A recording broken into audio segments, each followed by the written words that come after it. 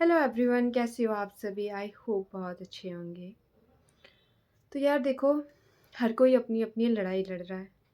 आप भी इस टाइम अपनी कोई ना कोई लड़ाई लड़ रही होंगी। तो एक लड़ाई जो हमारे पास्ट में हुआ था, उसकी लड़ाई हम प्रेजेंट में भी लड़ रहे होते हैं। उससे पीछा छुड़वाना चाहते हैं, तो वो लड़ाई हम लड़ रहे होते हैं। तो इस लड़ाई को थोड़ा आसान बनाते हैं। इस लड़ाई को आसान बनाने के लिए मैं आपको एक बात बताती हूँ। जब महाभारत का युद्ध चल रहा था ना, तो उस टाइम कर्ण जो है श्री कृष्ण से पूछते हैं कि मेरे साथ इतना अन्याय क्यों हुआ? जब मेरा जन्म हुआ तो माता कुंती ने मुझे छोड़ दिया। जब मुझे शिक्षा देने की बात आई तो गुरु द्रोण ने मना कर दिया कि मैं क्षत्रिय नहीं हूँ।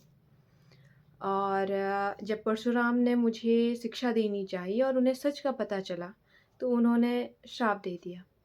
अब महाभारत के युद्ध में इस वक़्त आकर के माता कुंती मुझे ये बताती हैं कि पांडव आपके भाई हैं। तो मेरे साथ जीवन में हर एक पॉइंट पे अन्याय ही हुआ है। अब इकलौता जो दुर्योधन है, उसने मेरा साथ दिया, उसने हमेशा मुझे एक सहयोग दिया, तो मैं कैसे ना इसका साथ दूँ? तो श्री कृष्ण उसको बताते हैं कि देखो, मैं ना मेरे तो जन्म से पहले ही मुझे मारने की तैयारी हो गई थी। जब मेरा जन्म हुआ तो मुझे माता-पिता से अलग कर दिया गया और बचपन में ही मुझ पे पता नहीं कितनी बार अ, मुझे मारने की कोशिश की गई। मेरा कोई गुरु नहीं है, मैंने कोई ऐसी शिक्षा नहीं ली है।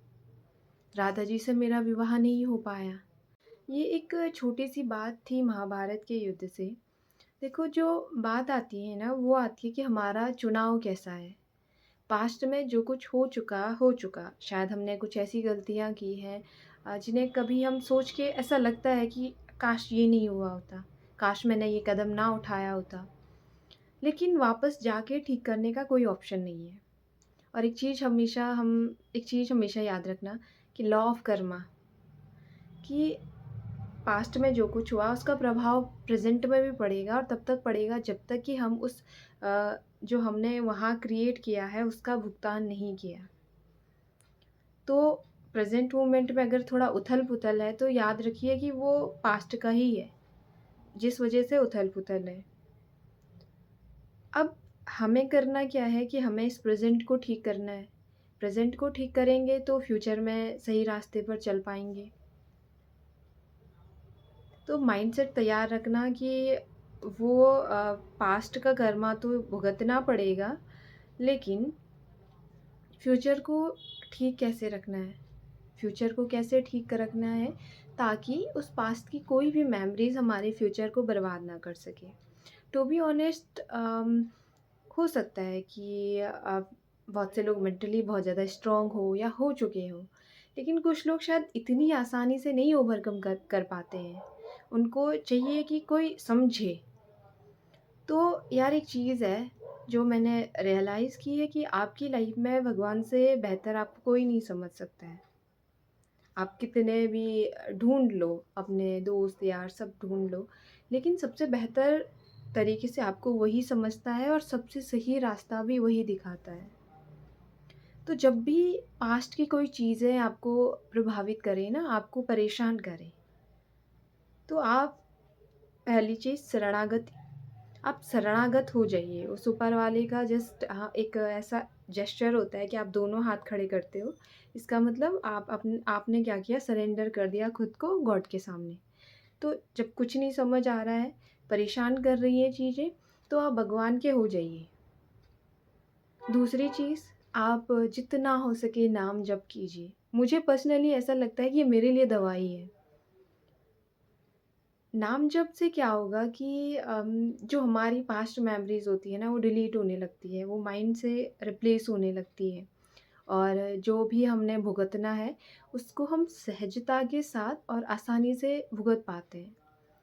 देखो, जब तक हमारी साँसें चल रही है ना, आखिरी साँस तक, लाइफ़ ही ऐसी है कि कुछ न कुछ उथल-पुथल चलती रहेंगी, कुछ न कुछ परेशानियाँ आती रहेंगी। लेकिन जब आप ऊपर वाले का साथ पाते हो ना, तो कोई भी मुश्किल आपको परेशान नहीं करेगी। आपको हमेशा ये लगेगा कि है मेरे साथ, जो सँभाल लेगा और जो मुझे सही रास्ता दिखाएगा।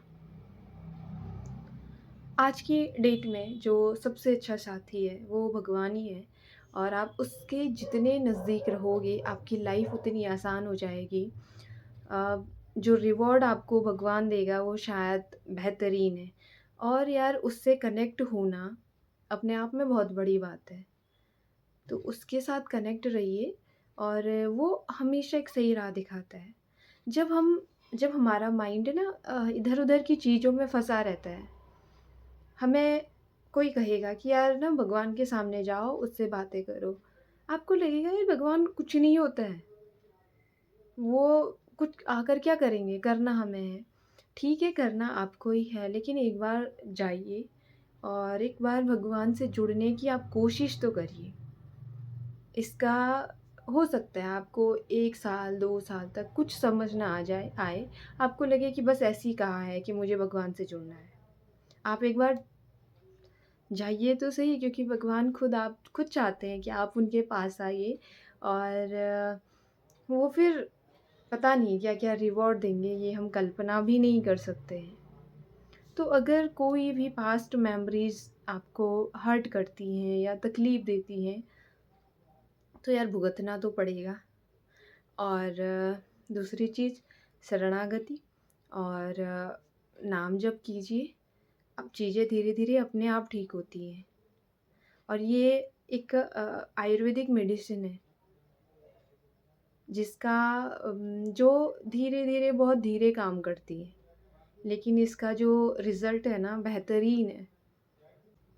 आई होप कि आप मेरी बात समझ पाए होंगे और अगर आपको भी लगता है कि यार लाइफ में कोई ऐसी प्रॉब्लम है जो खुद से नहीं सॉल्व हो रही है, लाख कोशिशें कर दी, खुद से लड़ रहे हैं, चुपचाप जाइए, उसके सामने बैठिए और नतमस्तक हो जाइए कि अब हमारा जीवन आपके पास, आप सँभालिए, जिस दिशा ले जाना है मुझे ले जाइए, लेकिन मैं आपका साथ नहीं छोड़ूँगी, किसी भी कीमत पर नहीं। तो फिर मैजिक देखिए और एन्जॉय कीजिए अपनी लाइफ को। So thank you so much for watching this video. ध्यान रखिए अपना और अपनों का।